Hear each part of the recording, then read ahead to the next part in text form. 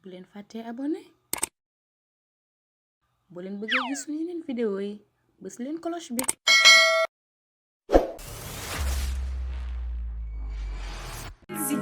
Para gente settle, niggas. How you can man? How you can man? We like, niggas.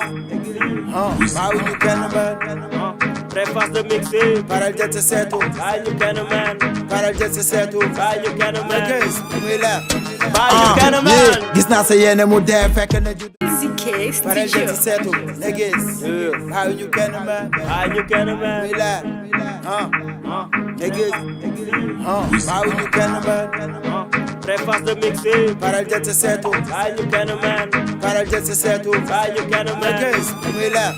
How you can man? Gis naa sa yéene mu dee fekk na juddogul munuma ragal sa jam naan sangu tulukul ba ngeen di bela leeli ñoo ngi job cool nee nga cap ka daa fay line bi tàkkatul imaginel ma yenn xoomi doomu raamu koñ yi waxal ñu booy duñu xëccoog borom cuucu door yi yoonu ndam du gaaw te kàkkatar di dundee insecte man ñim fi ren di daw ñoo formé benn wala ay secte yaakamti naa gis seen kanam bu sama bëm di fay teg ci biitu Eminem pour wala mi am naa rek niggas booy du boom du mag si te ñoo ngi bu seraay ñi fi ñoo di star kaaleen ñu seeti vaar imité nañ ñu ba imité nañ ñu tooga ci duus Chers amis internautes de Dignité Family ginnaaw ba ñu duggee ci weeru koor ñu yamaan mbégte ak contentement di ñëw fii ci Aynou Many 6 di dalal seeni doom seeni frère seen artiste waa Thiafka Line waaw ñu ngi leen di bàyyi ñu présenté pour ñu gën a mën a xuus ci waxtaan bi di leen wax bu leen fàtte activer cloche de notification di am actualité à temps réel abonné partager bés jam tamit aussi frère ñu ngi leen di ziar.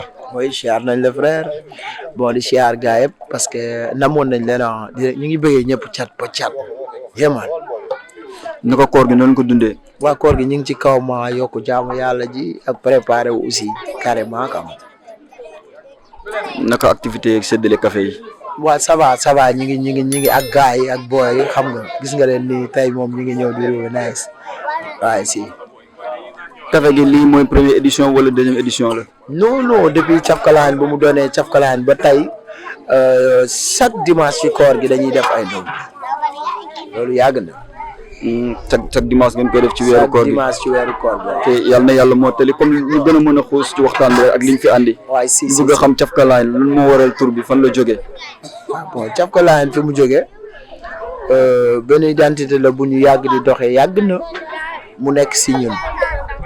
après finalement ba ñu réunir maag sama waa ji parce que mi ngi nekkoon ci ay bagages am ma nekk suma bagage ba ñu ñëwee ba toog waxtaan gars yi waxtaan ñu ni carrément pourquoi pas ñu jël tur bi parce que Thiafka Line du daal lu rendez-vous di donner et di recevoir Thiafka Line donc muy li nga xam ne lu ñu bëgg lu ñu gëm xam naa sa waay après dina ci étaler lu bëri incha allahu rabbi. waaw kon ñu bàyyi ko moom moo gën a xuus présenté wu moom ñu gën ñu ci expliquer davantage frère ñu ngi lay ziar. waaw delloo ziar bro bëggee gaa yëpp bëggee bon kuy bëggee Thiafka Line ñu ngi leen di saaraat di leen bëggee di leen ne namoon nañ leen quoi namoon nañ leen lu bëri mais gëj gise bi yëpp xam nga job bu tënkoon la rek nekkoon si liggéey bi bëgg xam nga lépp luñ indi rek doon lu leen di bëggal doon lu leen di satisfaire bon bëggee gaa yi respect. waaw ngeen commencé seen carrière en 2016 ñu leen doon dégg ci yenn podium yi fii yëmbal yéen ak waa Jaaxas la comme ni ma koy waxee ak waa Mingari ak ñoom Kanapi mais dañoo jékkee-jékki stand by la wala rupture wala classement seen diggante ñu bëggoon am leeral. non job la woon rek job la woon parce que boo xoolee artiste da ngay toll fi nga xam ni da ngay def rétrospection toogaat xoolaat sa bopp xoolaat li nga bëgg gën a calculer fi nga jëm te tamit job bëgg nañ tey ñun bu ñuy indi lépp lu ñu leen jox rek day doon loo xam ne lu qualité la lépp doon loo xam ne tey jii nii buñ ko tegee dina am benn décalement par rapport ak fi ñu nekkoon tey buñ tegee rek di nga ne ñii kat fi ñu nekkoon tey jii nii xam nga jóge nañ fa teg nañ beneen pas quoi vraiment loolu rek moo waroon job raar bi ñu nekkoon aussi studio di job vraiment bay sant bi job bi sori na mu ne ni sori na carrément quoi vraiment.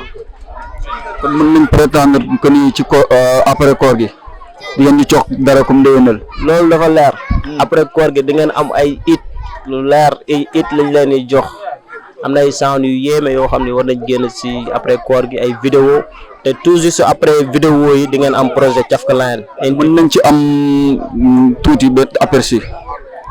bon préface bi mooy comme li ñu expliqué sànq rek préface mooy buñ ko mënee définir mooy dafay am ñaari entendement préface prêt à faire face ak préface maanaam préface koo xam ni dafa boo tey booy lire livre boo tijjee di nga gis préface maanaam yaa ngi dugg ci livre bi tey loolu lañ maanaam conception boobu lañ ko am ko par rapport ak suñu carrière préface bi day mel ni loo xam ne day introduire suñu carrière ak aussi loo xam ne daf ñuy wan ni ñun on est prêt à faire face. À faire face à quoi? On est prêt à faire face, c'est-à-dire tey jii nii boo xoolee carrière u hip hop Galsen ñëpp xam nañ dafa metti carrière musicien aussi idem dafa metti donc boo parewul rek mënoo faire face quoi donc prêt à faire face ça veut tout dire pare nañ tey lépp lu mu laaj ñu joxe ko sacrifice bu mu mënti laaj ñu joxe ko lépp lu mën a laaj pour ñu def ko pour joxe loo xam ne la qualité lay nekk loo xam ne ku ko dégg xam ne ñii kat dañoo mériter respect dañ koy joxe. mel ni ñu ngi comprendre moo de vous êtes prêt à faire face à quoi lan ngeen war a faire face. notre avenir notre carrière hip hop. Ah c'est ça, c'est bien compliqué alors donc ñu ngi koy xaar mën nañ ci am tuuti après si ngeen ñamal ñu ci dara. waxtu jël. bagage la parce que préface bi ñu ngi leen di waajal ay bagage yu garaaw te dëgg yàlla incha allahu rabbi juste après Korité rek. da ngeen di am affaire yu doy waar. mën nañ xaar exclusivité ci biir Dignité Family. waaw incha allahu rabbi da ngeen koy am. da ngeen koy am parce que liggéey nañu ñun ba ñu demee ni toog pendant ce moment là nekk ñu di taxawaalu wala nekk ñu dañoo am ay problème wala dara mais on était dans le travail. di liggéey pour bu gars yi ñëwee xam ni carrément ñu ngi job te bu ñu génnee gars yi xam ni ñii dañuy liggéey quand même. parce que ñaa ngay wax soobam nee nga caf ka daa fay line bi tàkk na imaginel ma yéen a xoom xam nga mais noonu la quand même ñun nit ku ne ak sa interprétation mais ñun xam nañu ay ñi ñu nekkal aussi xam nañu di leen jox rendez-vous rek incha allahu rabbi juste après Korité ngeen am caf ka line ci yeneen level ci beneen niveau incha allah. donc cafka line beneen level cafka line beneen niveau juste après koor gi frère. waaw mais comme li sa waay wax rek tënk na lépp cafka line moom instant bii nii mën nañ ni pare nañ quoi pare nañ te après koor gi di ngeen gars yu bëri dinañ gis ni carrément kat ñi pare nañ bu dee côté staff bi ñu ngi ci liggéey bu metti côté artistes yi tamit ñu ngi ci liggéey bu metti staff bi lépp lu ñu war a def nañ ko teg artistes yi aussi lépp lu ñu war a enregistrer lépp lu ñu war a job ak bi job bi laaj yëpp def nañ ko donc desul lu dul après xam nga jox ko gars yi rek ñu gis liñ doon job quoi. waaw ginnaaw crew bi ak seen i projet seen diggante ak yeneen rappeurs Yeumbeul yi nu mu fa demee. bon suñu diggante ak yeneen rappeurs yi naay sax parce que ñun moom instant bi ñu on se sent cool amuñoo kenn xaar ma yàlla ñi ngi suñu roq di liggéey ñoom tamit ñi ngi seen job di job loolu la franchement. mais il paraît que jàmm ji filul sekkoo leen dama leen teg di ko lante. non à part concert bu ñu amee bés comme ñun bu ñu amee 30 avril wala beneen date invité la ñu ñëw ñoom aussi bu ñu amee date invité ñu dem loolu lañ sekk quoi mais bu dee cadre sound nag clashante et tout yooyu si rab lañ ko fekk xam nga loolu moom mook hip hop ñoo ànd das hip hop loolu mënu dañ côté boobu moom mooy loolu bu ku ñu waxuñu xuri la. ginnaaw ko yéen waxuñu xuri la ñu leen jox di daje à très bientôt ci ak beneen level sa dernier mot. bon sama dernier mot di bëggee gars yëpp di bëggee kullu membre yu Cafka Line di bëggee fan yi di bëggee support di bëggee ñëpp parce que boo xoolee nii benn moment bi nii boo xoolee gars yi yàgg nañ sonn si Cafka Line te ñi ngi leen di waajal lu garaaw incha allahu rabbi ñun ñoo leen di jox RB ngeen ku namoon Cafka Line ku bëggoon gis Cafka Line c'est juste après Korité ñu jox leen leneen ak leneen bon di leen dig gars yi xam nañ ñu quand même xam nañ ñu bu baax a baax. incha allah rek bientôt rek ngeen ci am lu leer ñoom ñëpp incha allah ñu bàyyi suñu beneen jëwriñ tàggatoo.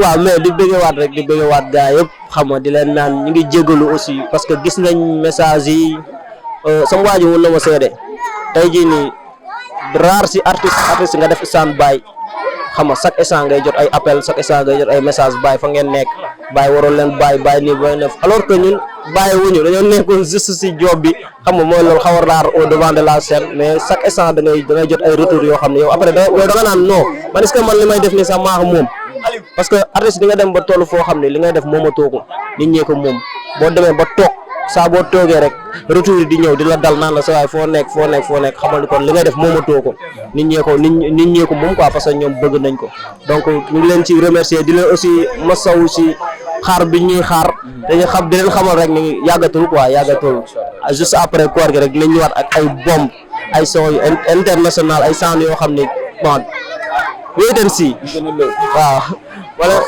royore di ngeen waa Dignité Family gars yi nice booy gëm seen bopp quand même Thiafkalaine gëj na génn fépp nag foo ko xalaat rek gëj na fa génn parce que gëj nañu génn ci émission yi ci lépp lañu arrêté woon donc c'est la première fois ñu génn nii def benn interview donc kon di leen ñaanal aussi di rafetlu tamit quand même émission bi ak yéen franchement di leen jox rendez-vous incha allah juste après Korité bi rek incha allah. bon mu nekkoon lu leen andiloon fii nii Aynou Many 6 ak waa Thiafkalaine ñuy sant di leen gërëm di leen wax bu leen fàtte mukk laal na cloche de notification bi di am actualité en temps réel abonné jaajëf à très bientôt bye.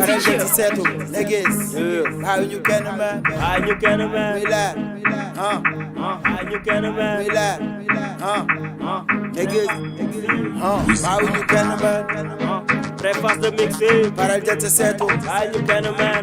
Paral jet sa seetu. Bye you can man. Bye you can man. Gis naa sa yéene mu dee fekk na juddogul. Munuma ragal sa jam naan sangu tulukul. Ba ngeen di bela leeli ñoo ngi job cool. Nee nga caf ka daa fay line bi tàkkatul. Imaginel ma yenn hoomi doomu raamu koñ yi. Waxal ñu booy duñu xëcc borom cuucu door yi. Yoonu ndam du gaaw te kàkkatar di dundee insecte man ñim fi ren di daw ñoo formé benn wala ay secte yaakamti naa gis seen kanam bu sama bëm di fay. Teg ci biitu Eminem pour walla mi am naa rëbb. Niggas boy du boom du mag si te ñoo ngi bu seraay. ñi fi ñoo di star kaale ñu seeti bar. imité nañ ñu ba imité nañ ñu tooge ci duus li man ta ñàkk si ñun boy dañ ñu teraxa. Foog sa idée foog sa kut me fokk yu óol ki déggoon dama dee di jubilé tey dina cool aw ma grand ci rap idol ci rap may rap pour ne ci grand dama créé KSB liral ko sa baay sunu caatu kër sax dafay gëmm tari alphabet musée ci talent nat bi quel que soit alpha et gazelle du xuus ci ay lugaaru foog mu am ay fem ñoom ñëpp sem jarul wane carte d'identité caf day dem ci jaww jéeg ci jëri jéeg